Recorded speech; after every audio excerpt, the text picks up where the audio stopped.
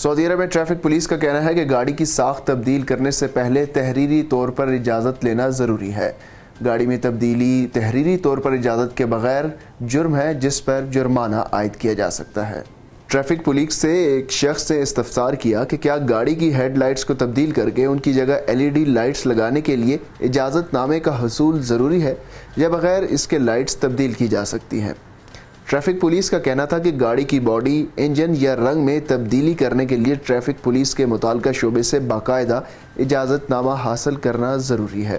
NOC حاصل کیے بغیر کسی بھی قسم کی تبدیلی کرنے پر 2000 ریال جرمانہ عائد کیا جاتا ہے، جبکہ دوسری بار وہی عمل دہرانے پر جرمانہ ڈبل اور تیسری بار خلاف ورزی کے مرتکب ہونے والوں کو 5000 ریال جرمانے کے ساتھ ورکشاپ کو بھی مستقل طور پر سیل کر دیا جاتا ہے۔